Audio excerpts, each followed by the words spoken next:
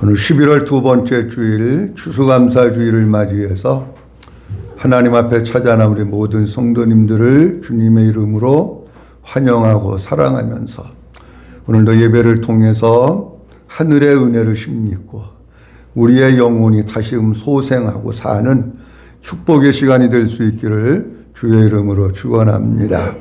그동안 추수감사주일을 지키면서 추수감사주일 전주 11월 첫째 주 그리고 11월 둘째 주 두 주에 걸쳐서 추수감사절은 무엇이고 어떻게 지켜야 되고 왜 지켜야 되고 추수감사절을 지키고 나면 어떤 결과를 하나님께서 우리에게 주시는가라고 하는 말씀을 굉장히 오랫동안 드렸습니다. 오늘은 이제 그동안 그런 말씀 많이 드려서 조금 다른 각도의 말씀을 좀 드리려고 합니다. 저는 해마다 맞이하는 추수감사절을 생각하면 뭐가 떠오르느냐고 하면 어려서 교회 나갔을 때 그 시골 교회에 추수감사절 드렸던 모습이 많이 떠오릅니다. 그때 당시 추수감사절을 시골 교회에서 드리면 목사님이 한 주 전에 광고를 하십니다. 1년 동안 농사진 것 가운데 귀하고 좋은 거 갖다가 강단을 잘 꾸미라고. 어떤 분은 배추도 갖고 오고 무도 갖고 오고 호박도 갖고 오시고 뭐 쌀도 방아쪄서 갖고 오고 다양하게 많은 것들을 여기다가 이렇게 쌓아놓고 하나님께서 1년 동안 주신 것을 보면서 감사하면서 이렇게 예배를 드린 기억이 지금도 쌩쌩하게 납니다. 그리고 추수감사절 하면 또 하나 생각나는 게 뭐냐고 하면 우리 아버님은 늦게 예수를 믿으셨어요. 우리 어머님이 조금 먼저 믿으셨어요. 뭐 큰 차이는 없는데 우리 어머님이 먼저 예수 믿으시고 우리 아버님은 이제 늦게 예수를 믿으셨는데 추수감사절 때가 되면 우리 어머님이 그럽니다.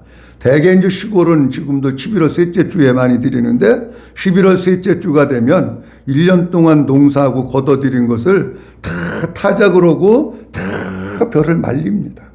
벼를 다 말려가지고 그걸 다 가마에 담아가지고 다 창고에다가 쌓아놔요. 이제 그 추수감사절 목사님 광고가 딱 나오면 우리 어머님이 우리 아버님 보고 여보 돌아오는 주일에 추수감사주일이래. 그 높이 벼 가마 마차에다가 싣고 가가지고 방아 쪄갖고 와서 교회에다가 그것 좀 내려놓고 오라고. 어떤 때는 2가마 내려놓으라 그러시고 어떤 때는 3가마 내려놓으라 그러시고 또 우리 어머님은 무슨 기준으로 그런 걸 했는지 난 모르겠어요. 안 물어봤으니까. 우리 아버님은 농사져서 한 번도 안 먹어본 거야. 방아를 안 쪘으니까. 그거를 이제 벽가마를 마차에다가 싣고 방앗간에 가셔가지고 방아를 다 쪄서 집으로 오시는 게 아니에요. 집으로 오시는 게 아니고 그 마차를 끌고 교회로 가셔. 교회로 가셔가지고 이제 우리 어머님이 올해는 3가마 그 교회에다가 들여놓고 오라고. 그럼 3가마를 갖다가 교회 여기 앞에다가 갖다 놓고 얘기를 목사님한테 하고 그러고 오시고. 그러니까 별을 삽살이 나오고 가장 첫 열매 이게 가장 첫 번째 열매를 하나님께 먼저 드리고 나서 그리고 우리가 이제 그걸 가지고 밥을 해 먹고.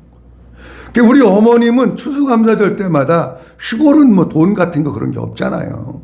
그러니까 늘 그렇게 하신 거예요.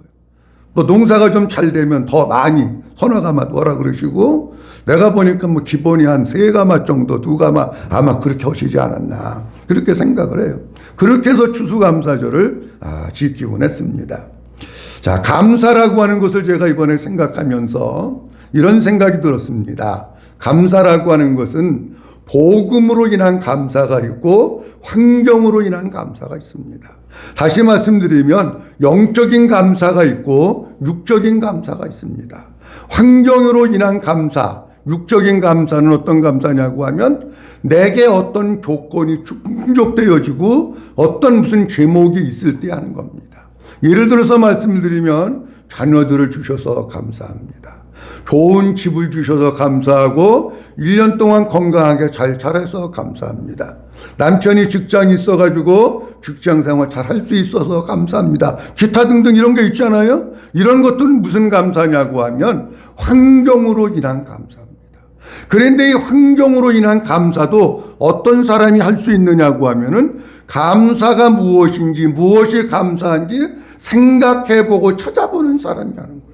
여러분, 제가 감사한 거 20가지씩 써라. 어떻게 보면 쉬울 것 같지만 안 쉬워요. 그런데 내가 감사한 게 뭐가 있는지 찾아보고 생각해보면 20가지도 되고 30가지도 되고 10가지도 될 수 있는 거예요. 감사는 반드시 어떤 사람이 할 수 있느냐고 하면 감사한 것을 생각하고 찾아보는 사람이 감사라는 거예요. 근데 이 환경으로 인한 감사, 육신적인 감사도 귀한 겁니다. 왜? 생각하지 않는 사람은 감사한 게 뭐가 있지? 생각해봐도 5가지도 생각 안 나갈라? 그런데 생각하니까 감사한 것들이 내 삶 가운데, 주변 가운데 많이 있는 게 그것도 감사예요. 자, 그 감사가 뭐 잘못됐다, 뭐 아니다, 그런 얘기 하려고 그런 게 아니고, 그런데 환경으로 인한 감사는 어떤 문제점이 있느냐고 하면 그 조건이 사라지면 감사도 사라진다는 거예요. 예를 들어서 우리 신랑 직장 주셔서 감사합니다. 그 직장에서 떨어졌어. 그러면은 직장 주셨을 때는 감사하지만 직장이 없을 땐 감사가 안 되는 거예요. 아이들이 건강하게 잘 자라서 감사합니다. 애들이 병 들어가지고 병원에 입원했어. 그러면 감사가 안 되는 거예요, 여러분. 이해가 되시죠? 무슨 얘기인지? 환경으로 인한 감사는 조건이 상실되면 감사도 상실된다는 얘기예요. 그러니까 우리가 이제 감사를 하는 데 있어서 환경으로 인한 감사가 아니라 복음으로 인한 감사, 예수로 인한 감사, 영적인 감사가 우리에게 이 마음 가운데 채워졌을 때 우리는 환경을 초월해서 감사할 수 있는 사람이 되는 거예요. 예를 들면 복음으로 인한 감사는 주님, 진짜 이 세상에 복음을 모르는 사람들이 너무 많은데 복음을 깨닫게 해주셔서 감사합니다. 그 주님이 내 안에 들어오셔서 나와 함께 늘 동행하시고 내 삶을 다스리시고 나를 이끌어 두시고 나와 함께 사셔서 감사합니다. 아버지의 생명이 내 안에 있어서 하나님의 생명을 가지고 살 수 있어서 감사합니다. 이 땅에 살면서 내 마음이 옛날에는 천국이 아니라 지옥이었었는데 내 마음이 천국을 누리면서 살아갈 수 있어서 하나님 너무 감사합니다. 여러분, 이런 감사는 뭐냐고 하면 환경으로 인한 감사가 아니고 복음으로 인한 감사예요. 하나님께서 우리에게 원하시는 감사는 물론 환경으로 인한 감사, 육신적인 감사도 물론 하나님께서 우리에게 원하셔요. 왜냐고 하면 그것도 못하고 사는 사람들이 많기 때문에 그래요. 그런데 하나님께서 진짜 우리에게 원하시는 것은 어떤 감사냐? 한번 따라합니다. 복음으로 인한 감사. 한 번 더 합니다. 복음으로 인한 감사. 복음으로 인한 감사의 삶은 전천후 감사예요. 환경이나 기분이나 감정에 관계없이 언제 어디서나 전천후 감사를 할 수 있는 것이 복음으로 인한 감사입니다. 예를 들어서 말씀드리면 우리가 잘 아는 하박국서에 말씀해 볼 것 같으면은 하박국 선지자가 복음으로 인한 감사를 이렇게 하고 있습니다. 다 같이 한번 봅니다. 시작. 비록 무화과 나무가 무성하지 못하며 포도나무에 열매가 없으며 감람나무에 소출이 없으며 밭에 먹을 것이 없으며 우리의 양이 없으며 외양간에 소가 없을지라도 나는 여호와로 말미암아 즐거워하며 나의 구원의 하나님으로 말미암아 기뻐하리로다. 아멘. 하박국은 이렇게 얘기합니다. 하박국이 전천후 감사를 하고 있는데 이게 복음으로 인한 감사예요. 여러분이 본문 말씀을 보면은 하박국이 뭐가 육신적으로 조건이 채워져 가지고 뭐가 풍성하고 좋은 일이 있어서 감사하는 거 아니에요. 비록 무화과 나무가 무성하지 못하며 포도나무에 뭐가 없으며 열매가 없으며 감람나무에 소출이 없으며 밭에 먹을 것이 없으며 우리의 양이 없으며 외양간에 소가 없을지라도 나는 누구로 말미암아? 여호와로 말미암아 즐거워하며 나의 구원의 누구로 말미암아? 하나님으로 말미암아 기뻐하리로다. 아멘. 이게 복음으로 인한 감사예요. 하박국이 감사하는 것은 자녀들이 잘 되고 농사가 잘 되고 남편이 돈을 많이 벌어오고 무슨 가정에 무슨 좋은 집을 사고 그래서 감사하는 거 아니에요. 18절 말씀에 나는 여호와로 말미암아 즐거워하며 구원의 하나님으로 말미암아 기뻐하리로다. 전천후감사, 하나님으로 인해서 기뻐하고 감사하고 있는 겁니다. 여기 17절 말씀에 없으며라고 하는 단어가 계속 나오는데, 없으며라고 하는 단어의 뜻은 어떤 뜻이냐고 하면 이런 뜻이에요. 지금은 없어. 올해는 농사를 잘못 짓고 무슨 가뭄이 오고 또 비가 많이 내리고 그래서 없어. 그럼 내년에는 있다는 얘기냐? 아닙니다. 없으며라고 하는 히브리 원문의 뜻은 뭐냐고 하면 올해도 없는데 내년에도 없는 거예요. 내년에도 없는데 후년에도 없는 거예요. 언제까지 없느냐? 하나님께서 주실 때까지 없는 거예요. 하나님께서 주실 때까지. 하나님이 1년 있다가 주시면 내년에 있는 거고, 하나님이 2년 동안 안 주시면 2년 후 3년째 있는 거고, 없으며라고 하는 원문의 뜻이 그런 뜻입니다, 여러분. 그런데 아니 언제 하나님이 주실지는 몰라. 1년 있다 주실지 2년 있다 주실지 3년 있다 주실지는 모르는데, 그렇다고 할지라도 하박국은 여호와 하나님으로 인해서 감사한다. 이게 무슨 감사냐? 복음으로 인한 감사입니다. 사랑하는 성도 여러분, 우리가 환경으로 인한 감사도 물론 필요하지만 복음으로 인한 감사의 삶을 살 수 있기를 주님의 이름으로 축원합니다. 한 군데 더 보면 구약성경 말씀 가운데 보면 다니엘서가 있습니다. 다니엘의 세 친구가 느부갓네살 왕이 신상을 만들어 놓고 절하라고 하는데 절하지 않아서 붙잡혀 갑니다. 왕이 화가 나가지고 너희가 만일 내 신상에 지금이라도 절하면 살려주지만 만약에 절하지 않는다면 7배나 뜨거운 풀무불에 너희를 집어넣을 것이다. 막 왕이 화가 나서 얘기합니다. 이때 다니엘의 세 친구가 뭐라고 고백하느냐고 하면 이렇게 고백합니다. 왕이시여 우리가 섬기는 하나님이 계시다면 우리를 맹렬히 타는 풀무불 가운데서도 능히 건져내시겠고 왕의 손에서도 건져내시리다. 18절이 중요한 거예요. 같이 봅니다. 시작. 그렇게 하지 아니하실지라도 왕이여 우리가 왕의 신들을 섬기지도 아니하고 왕이 세우신 금 신상에게 절하지도 아니할 줄을 아옵소서. 아멘. 다니엘 세 친구가 뭐라 그러냐고 하면 왕이여 왕의 손에서도 우리를 건져내실 거고, 하나님께서 우리가 풀무불 가운데 들어갔으면 거기서도 하나님께서 우리를 건져내실 겁니다. 그런데 18절 말씀에 보면 그렇게 하지 아니하실지라도, 그리 아니하실지라도 우리는 왕의 신들을 섬기고 왕의 금신상에 절하지 않겠습니다. 무슨 얘기입니까? 전천후감사예요. 우리는 불 속에 들어가서 죽어도 원망하거나 불평하는 게 아니라 하나님 앞에 가는 것을 감사합니다. 전천후감사입니다, 여러분. 진짜 하나님께서 원하신 우리의 신앙은 뭐냐? 조금 좋은 일이 있으면 헤헤거리고 기뻐하고 좋아하고 감사하고, 조금 힘들고 어려운 일이 있으면 코 빠져가지고 낙심하고 실망하고 원망하고 불평하고, 그런 수준 얕은 감사를 원하시는 게 아니에요. 진짜 하나님께서 원하시는 것은 복음으로 인한 성숙한 수준 높은 감사를 원하시는 거예요. 사랑하는 성도 여러분, 이제 우리의 신앙이 좀 성숙해서 환경 때문에 울고 웃는 성도가 아니라 복음으로 인해서 감사하면서 날마다 기뻐하고 날마다 행복하고 날마다 천국을 누리면서 사는 우리 모든 성도들이 될 수 있기를 주님의 이름으로 축원합니다. 그러면 복음으로 인한 감사가 뭘까? 오직 예수를 믿음으로 인하여 구원받음이 감사라고 하십니다. 오직 예수를 믿음으로 말미암아 구원받는 것, 그것을 감사하는 게 복음으로 인한 감사입니다.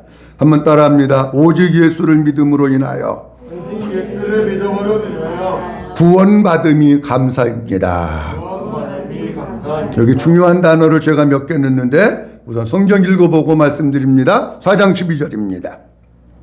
4장 12절 말씀 같이 있습니다. 시작. 다른 이로서는 구원을 받을 수 없나니 천하 사람 중에 구원을 받을 만한 다른 이름을 우리에게 주신 일이 없음이라 하였더라. 아멘.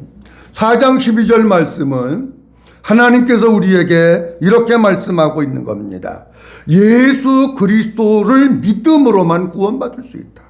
예수 그리스도를 믿지 않으면 그 누구도 구원받을 수 없다. 그렇게 말씀하시고 있는 거예요. 예수 그리스도 외에 만약에 누군가가 이단이 구원받을 수 있다고 하면 그것은 가짜입니다. 그 사람은 사기꾼입니다. 주님은 분명히 말씀하십니다. 다른 이로서는 구원받을 수 없다. 구원을 받을 만한 다른 이름을 우리에게 주신 일이 없다. 분명하게 그렇게 말씀합니다. 사도 베드로는 오직 예수님만이 성전 미문에 앉아있던 안진뱅이를 고칠 수 있는 능력의 하나님, 살아계신 주님, 권세 있는 주님신과 동시에 그분만이 그분을 믿어야지만이 모든 사람이 구원받을 수 있는 유일한 분이심을 선포하고 있는 겁니다. 이 말씀은 무슨 얘기냐고 하면 오직 예수 외에는 구원이 없다고 하는, 오직 예수 그리스도만 믿어야지만이 구원을 받는다고 하는 것은 하나님께서 세우신 법칙이고 하나님께서 세우신 구원의 원리입니다. 오늘 본문 말씀 4장 12절 말씀에 보면 다른 이름을 우리에게 뭔 일이 없다고요? 주신 일이 없다고요. 여기 주신이라고 하는 뜻이 어떤 뜻이냐고 하면 하나님께서 구원의 법칙을 그렇게 정해 놓으셨다, 그런 뜻이에요. 하나님께서 구원의 법칙을 그렇게 정해 놓으셨는데 사람이 무엇을 덧붙인다든지 사람이 무엇을 거기서 뺀다든지 그럴 수 없는 구원에 관한 영원한 법칙, 그거 하나님께서 주셨다는 거예요. 그런데 하나님께서 이렇게 분명한 원칙과 법칙을 정해 놓으셨음에도 불구하고 인간들은 뭐라 그럽니까? 인간들은 이렇게 얘기합니다. 아무 종교만 믿어도 된다. 선한 일을 하면은 구원받을 수 있다. 그렇게 자꾸 얘기를 하는 거예요. 그것도 모자라서 이제는 차별금지법이라고 하는 것을 만들어가지고 오직 예수 믿어야 구원받는다고 하는 설교를 못하도록 지금 법을 제정하려고 지금 그러고 있잖아요.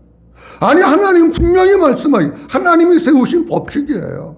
여기도 보탤 수도 없고 뺄 수도 없어요. 오직 예수를 믿음으로만 구원받을 수 있다라고 하는 거예요.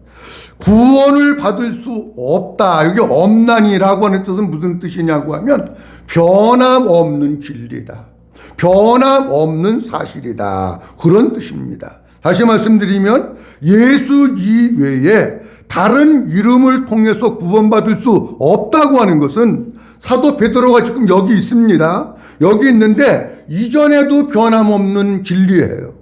사도 베드로가 지금 솔로몬 행각에 모인 사람들에게 전하고 있는 이 시점에도 변함없는 진리라는 거예요. 이게 불변의 법칙이야. 그리고 사도 베드로가 세상을 떠나서 오고 오는 앞에 세대에도 예수 이외에는 구원이 없다고 하는 것이 변함없는 진리다라고 하는 거예요. 왜? 하나님께서 세워놓으셨기 때문에. 근데 요즘에는요, 기독교 안에서도 종교다원주의를 주장하는 단체들이 많습니다. 진보적인 성향의 교단들이 많습니다.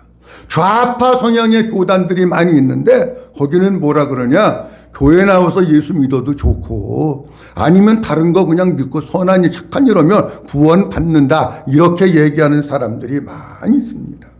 다 가짜입니다. 다 사람들 유혹해가지고 영혼을 지옥으로 끌고 가는 사탄의 거짓말입니다.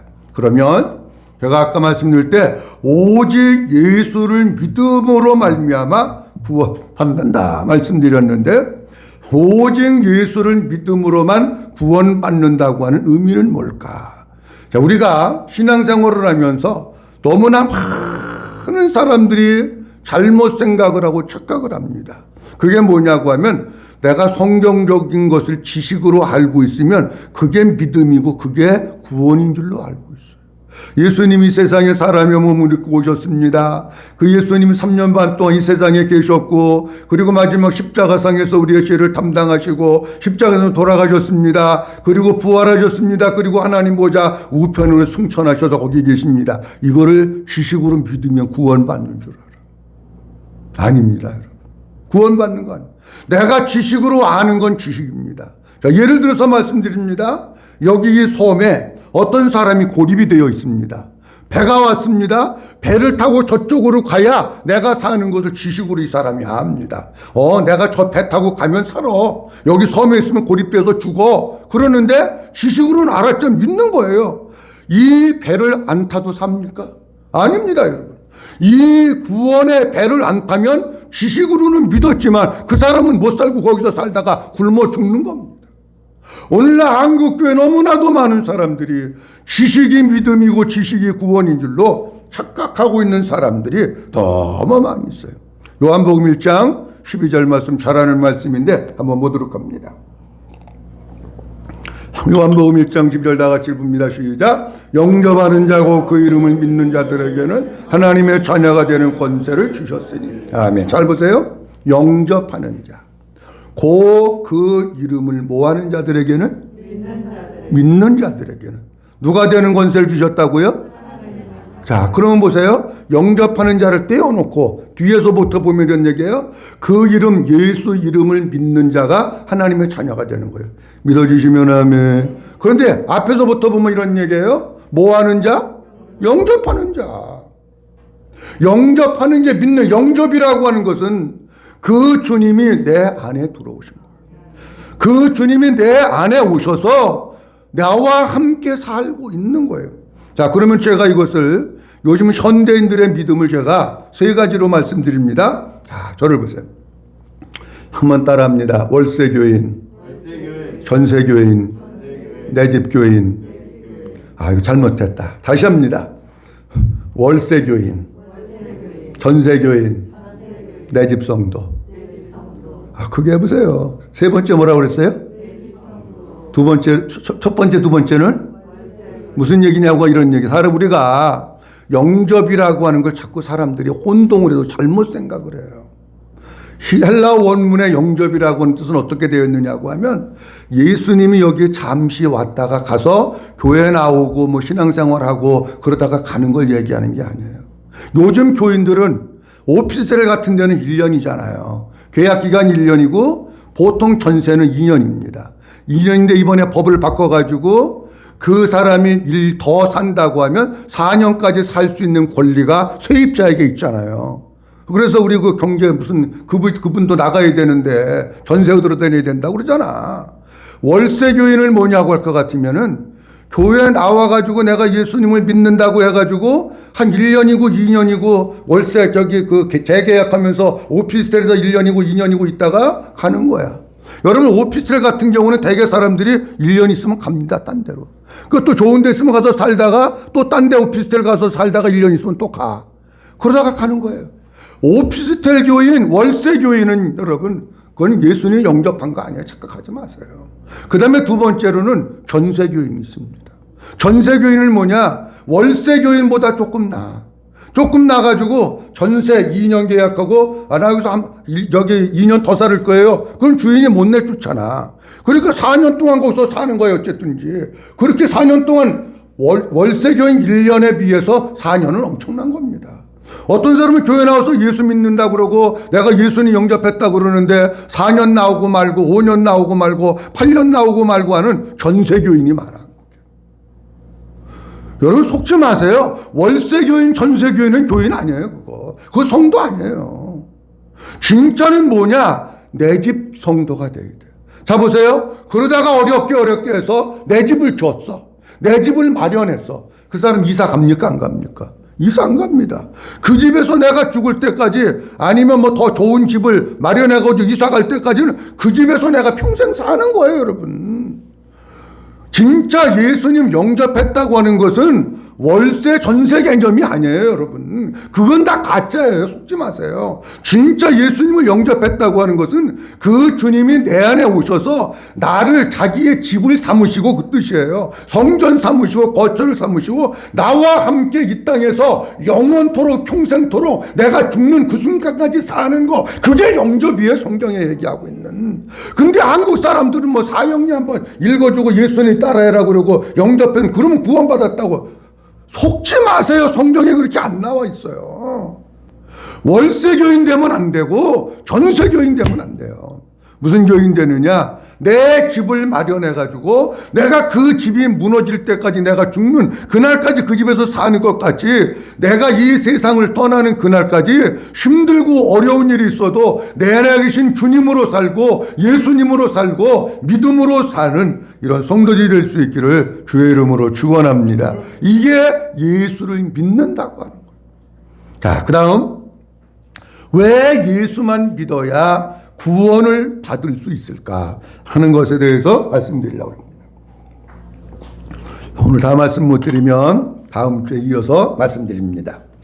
그러면 목사님, 왜 꼭 예수만 믿어야 됩니까? 세상 사람들이 교회 다니는 사람들 보고 뭐라 그러냐고 하면 융통성이 없다는 거야. 고집이 너무 세야 되는 거야. 왜 꼭 예수만 믿으라 그러냐? 아니 막 성모 마리아도 믿고 저기 절간에 이거 하고 계신 분도 믿고 또 누구도 믿고, 아니 그러면 되지 왜 꼭 예수만 믿으라 그러냐? 아주 외골수 고집통하죠. 융통성도 없고 그렇다고 막 뭐라 그래요. 아니 성경에 이렇게 나와 있는 걸, 아니 신앙생활을 성경대로 해야지 무슨 사람 지식 따라 하는 겁니까? 아니잖아요. 그 근거를 제가 5가지 적어갖고, 더 많은데 5가지만 말씀드리려고.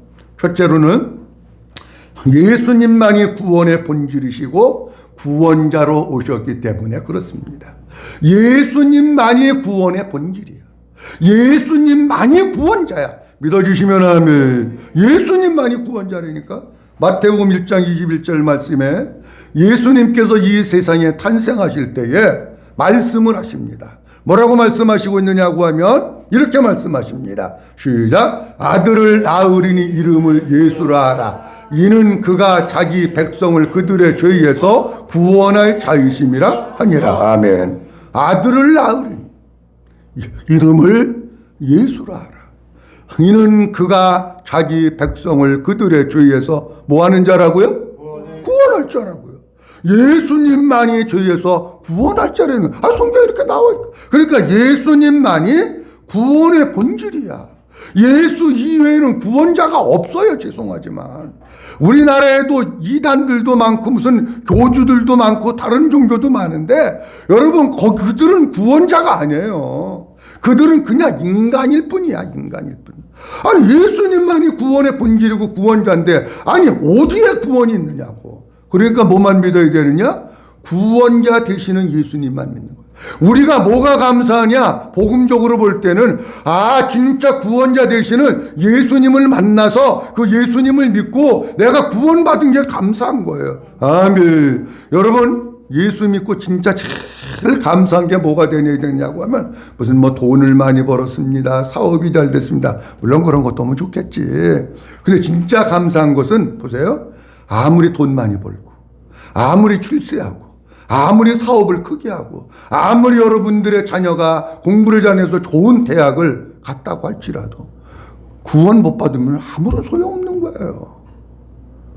근데 그 구원이 예수 그리스도 오직 그분만 믿어야, 아니 월세 말고 전세 말고 내 집 교인이 되어서 그 주님이 여기에 오셔서 영원토록 살지 않으면 구원이 없다니까. 그분만 믿어야지만이 구원이라고 하셨기 때문에 오직 예수만 믿어야 됩니다. 두 번째로는 예수님만이 아버지께로 가는 길이며 문이기 때문에 그렇습니다. 자, 예수님만이 아버지께로 가는 길이고 문이에요. 보도록 합니다. 성경 읽고 설명드립니다. 요한복음 14장 6절 말씀입니다. 요한복음 14장 6절입니다. 예수께서 시작. 예수께서 이르시되 내가 오 길이요 진리요 생명이니 나로 말미암지 않고는 아버지께로 올 자가 없느니라. 아멘. 자, 우리가 신앙생활을 하는 궁극적인 목적 가운데 하나는 앞서 말씀드린 대로 구원받는 거예요. 구원받는다고 하는 것은 하나님 아버지께로 가는 걸 얘기해요. 천국에 가는 거 얘기하는 거예요. 근데 여기 본문 말씀 속에 보면 제일 먼저 주님이 말씀하셔요. 내가 곧 뭐요? 길이요. 여러분 길이라고 하는 것은 어떤 의미를 가지고 있느냐면 어떤 목적지가 있어요. 목적지가 있으면 이 목적지까지 도달하도록 해주는 게 길입니다, 여러분. 근데 이 세상의 원리는 어떠냐고 하면 내비를 쳐보면, 어디 목적지를 정해놓고 내비를 쳐보면은요, 내비도 추천 1이 나오고 추천 2가 나와. 이 내비 틀리고 이 내비 틀려요.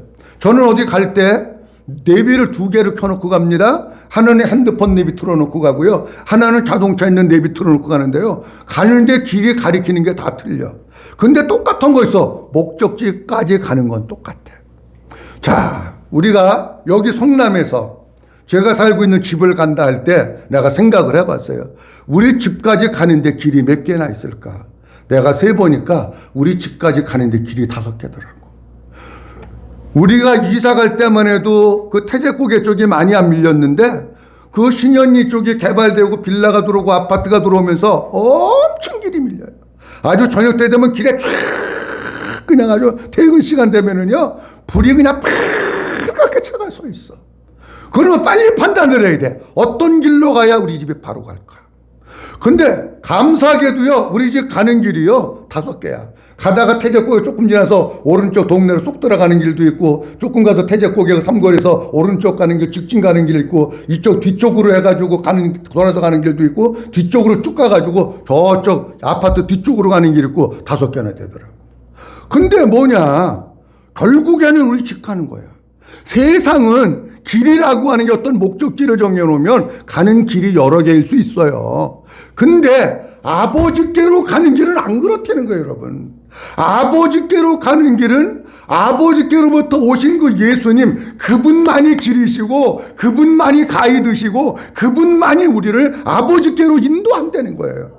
믿어주시면 아멘. 이거를 헷갈리면 안 돼요, 여러분. 이게 분명하지 않으면 신앙생활 하다가 옆에서 뭐 그냥 미단들이 와서 미혹하고 유혹하면 호까딱 하고 넘어가는 거야. 아니, 예수님만이 길이라니까. 아버지께로 가는 그 길. 그러면 잘 보세요. 우리가 어디를 가는데 길을 잘못 돌아가지고 길을 헤매면 얼마나 고생이 많습니까? 제가 어떤 경우 내비 처음 나왔을 때 어떤 일이 있었느냐고 하면은요, 목적지를 찍고 갔어요. 와, 목적지가 여기야. 그 내비가 계속 돌리는 거야. 목적지는 여긴데 없어. 그러면 또 잘못 왔다고 돌리고 몇 바퀴를 도는 적이 있어요. 여러분, 길 잘못 들으면 고생이요. 인생길 잘못 들고 신앙길 잘못 들으면 평생 고생하다가 지옥 가는 거예요. 근데 우리가 진짜 길을 만났으니 이런 감사하잖아요, 이게. 아니, 가짜 길 만나가지고 석가모니한테 가고 성모마리아한테 가고 이만희한테 가고 그랬으면 어떻게 할 뻔했어. 진짜 길 대신 예수 그리스도 그분을 만났기 때문에 그분을 말미암아 아버지께로 갈 수 있기 때문에 오직 예수만 믿어야 됩니다. 그리고 또 하나는 길과 문에 대해서 말씀드렸는데 문도 예수님만이 문이에요. 요한복음 10장 13절, 요한복음 10장 9절 말씀에 보면 주님이 이렇게 말씀하십니다. 내가 시작, 내가 문이니 누구든지 나로 말미암아 들어가면 구원을 받고 또는 들어가며 나오며 꼴을 얻으리라. 아멘. 잘 보세요. 한번 따라합니다. 내가 문이니. 누가 문이라고요? 내가 문. 예수님이 문이래시잖아. 그러면서 누구든지 누구로 말미암아 들어가면 나로 말미암아 예수님으로 말미암아 들어가면 뭐를 받고? 구원을 받고 그랬잖아요. 아니, 예수님이 문이시래잖아. 예수님으로 말미암아 들어가야 구원을 받는다는데, 그러니까 우리가 오직 누구만 믿어야 되느냐? 오직 예수님만 붙들어야 되고, 오직 예수님만 믿어야 되고, 월세교인 되지 말고 전세교인 되지 말고 내 집 교인 돼서 예수님이 내 안에 계셔서 그분과 영원토록 함께 사는 이 믿음을 가지고 살아갈 수 있다고 하는 게 얼마나 감사해요. 아니, 딴 집 가서 문 두들겨 봐야 안 열어준다니까. 다른 문 두들기지 않고 진짜 문 대신, 구원의 문 대신 예수님을 만나서 사는 게 하나님 앞에 감사한 일이다라고 하는 겁니다. 자, 오늘 사도행전 4장에 있는 말씀을 보면서 뭐에 대해서 말씀을 드렸느냐고 하면 복음으로 인한 감사가 뭔가. 복음으로 인한 감사는 전천후 감사입니다. 환경으로 인한 감사는 어떤 감사냐? 환경으로 인한 감사는 조건이 사라지면 감사도 사라집니다. 오늘 주님께서는 우리에게 말씀하시기를 복음으로 인한 감사는 뭐냐? 오직 예수 그리스도를 믿음으로 말미암아 구원받았다고 하는 것이 복음으로 인한 감사입니다. 하나님께서 정하신 구원의 법칙이 있습니다. 그것은 오직 예수밖에 없다는 겁니다. 이것이 하나님께서 정하신 법칙이고 사람이 더 뺄 수도 없고 보탤 수도 없는 것이며, 그리고 이 법칙은 과거에도 현재에도 미래도 영원토록 동일한 겁니다. 예수를 믿는다고 하는 것은 무엇이냐? 월세교인 같이 1년 다니다 2년 다니다 빠이빠이 하고 가는 건 그건 신앙생활 아닙니다. 그 예수님 영접한 거 아닙니다. 전세교인 같이 4년 살고 2년 살다가 5년 살다가 떠나는 거 그것도 잘못된 겁니다. 진짜 영접이라고 하는 원뜻의 단어는 뭐냐? 주님이 나를 자기의 집 삼으시고 거처를 삼으시고 내 안에서 영원토록 함께 사시고 우리 입장에서는 볼 때 내가 이 세상을 떠나는 그 순간까지 그 내 안에 계신 주님과 더불어서 함께 사는 거 그것이 진짜 영접이고 진짜 믿음입니다. 그러면 왜 오직 예수만 믿어야 되는가? 말씀드렸는데 하나는 구원의 본질이고 구원자 되시는 분은 오직 예수님밖에 없기 때문에 그렇습니다. 그리고 예수님만이 길이시고 예수님만이 문이시기 때문에 그렇습니다. 우리가 이 추수감사절을 맞이해서 진짜 감사한 것이 복음을 깨달아가는 것이 감사하고 예수 그리스도를 믿음으로 구원받는 게 감사하고 구원의 본질 되시는 예수님을 만나서 그분을 믿은 게 감사하고 길 되시고 문 되신 예수님 믿은 게 감사하고 이 모든 것들이 뭐냐? 복음 안에서 감사하는 겁니다. 사랑하는 성도 여러분, 우리가 살고 있는 이 세상은 점점 종말을 치달아가고 있습니다. 감사가 점점 식어지고 사람들은 건드리면 승질나고 원망하고 불평하는 시대 속에서 살고 있습니다. 환경을 바라보면서 감사하는 것도 물론 잘하는 거지만 이제 한 차원 더 높여서 복음으로 감사하고 예수님으로 감사하고 하나님으로 감사하는 성숙한 믿음의 사람들이 다 될 수 있기를 주님의 이름으로 축원합니다. 기도하겠습니다. 전능하시고 거룩하신 우리 아버지 하나님, 주님의 귀하신 은혜와 사랑을 감사합니다. 2020년 주님께서 우리에게 허락하시고 2020년 추수감사주일 예배를 드리면서 복음으로 인한 감사에 대한 말씀 우리에게 주셔서 감사합니다. 환경으로 인해서도 감사할 수 있도록 도와주시고 거기에서 한 차원 더 높여 조건이 사라지면 감사도 사라지는 그런 감사가 아니라 복음으로 인한 감사, 전천후 감사, 아무것도 없을지라도 하나님으로 인해서 예수님으로 인해서 감사하는 우리 모든 성도들 되게 하옵소서. 오직 예수 그리스도를 믿음으로 말미암아 구원받은 것이 감사하는 것이 복음으로 인한 감사입니다.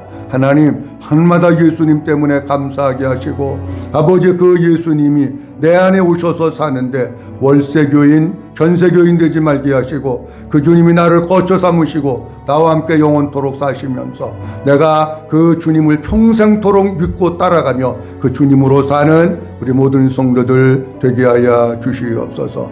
구원의 본질이며 구원자 되시는 예수님 만나서 감사합니다. 천국 가는 길 되시는 주님 때문에 주님이 우리의 갈 길을 천국으로 인도해 주시는 것을 감사합니다. 하나님, 오직 예수님만이 문이시라고 했는데 문 대신 예수님 그분으로 말미암아 구원받고 풍성한 꼴을 얻을 수 있도록 은혜 주셔서 감사합니다. 우리 모든 성도들 복음으로 인한 감사의 삶을 사는 모든 성도들이 될 수 있도록 축복해 주시옵소서. 감사하고 주 예수 그리스도의 이름으로 기도하옵나이다. 아멘.